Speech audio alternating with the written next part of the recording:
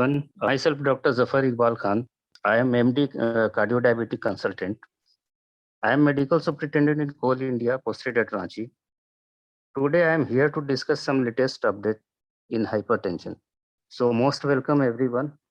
As per WHO, nearly 63% of total deaths in India are due to non-communicable disease. Infectious disease earlier was a major cause of death in India, but now it is declining. And non-communicable disease now leading to 63% of total death in India. Of this non-communicable disease, 27% attributed to cardiovascular diseases, which affect a majority of age between 40 to 69 years. That is, 40 to 69 years of age is most vulnerable age for cardiovascular disease. And for this cardiovascular disease, raised blood pressure or hypertension is among most important risk factor for these cardiovascular diseases. And hypertension remain a very poorly controlled due to various reasons like non-adherence to a treatment, not starting medication by thinking that I have to take a lifelong treatment and it will have side effects, and poor follow-up. But this uncontrolled hypertension leads to many critical conditions like cardiovascular diseases, stroke, perivascular diseases, and ultimately leading to death.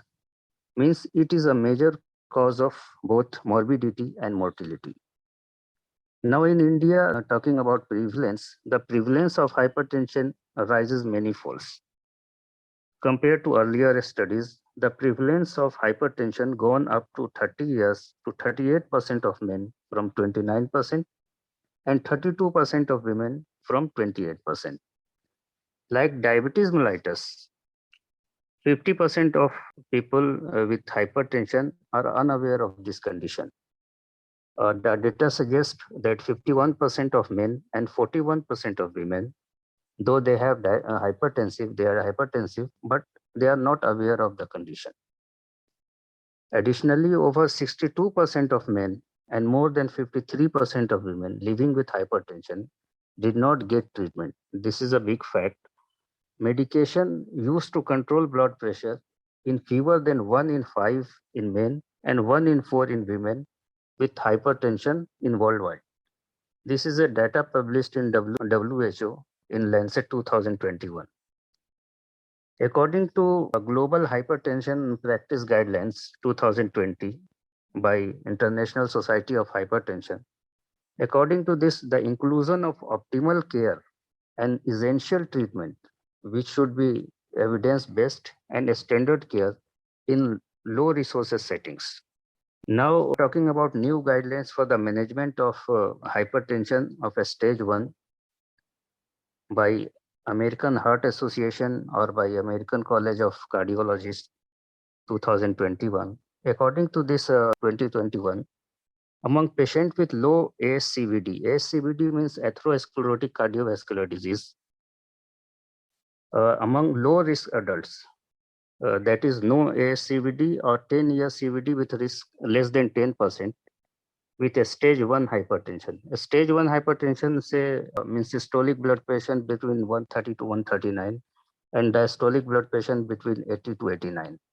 The management of this short with non-pharmacological therapy. If this is a stage 1 hypertension, we have to start with non-pharmacological therapy like lifestyle modification, diet control, exercise. If BP remain uncontrolled for 3 to 6 months, consider starting pharmacological therapy. Now, according to recent studies by American College of Cardiology, one thing came out that metoprolol can reduce lung inflammation associated with COVID-19. That means ARDS caused by COVID-19. Metoprolol is very helpful to reduce the inflammation. ARDS means acute respiratory distress syndrome. Now coming to the measurement of BP or BP monitoring, the 2018 European guideline on management of arterial hypertension recommend that the diagnosis of hypertension should not only be dependent on office BP blood pressure measurement. Means not for only office time measurement of blood pressure, but also out of office measurement like ABPM, means ambulatory BP monitoring, or home BP monitoring, that is HBPM. 24 hours and nighttime BP measurement were associated with greater risk of mortality and a composite cardiovascular outcome. Thus, this may be taken as most relevant measurement for estimating cardiovascular risk. For every 20 by 10 millimeter mm of Hg mercury increment of blood pressure measurement at night, the risk of mortality increased by 23% and risk of cardiovascular disease increased by 36%. Most patients with hypertension needs lifelong medication. 2018 European guideline equally recommend that 5 classes of antihypertensive drugs, keeping in mind that non-adherence to treatment, a combination treatment is recommended to improve adherence. European guidelines recommends to start hypertension therapy with the initial dual field dose combination of either ACE inhibitor or ARB with calcium channel blocker or diuretics. With all this, I conclude my topic here. Thank you very much for patiently hearing.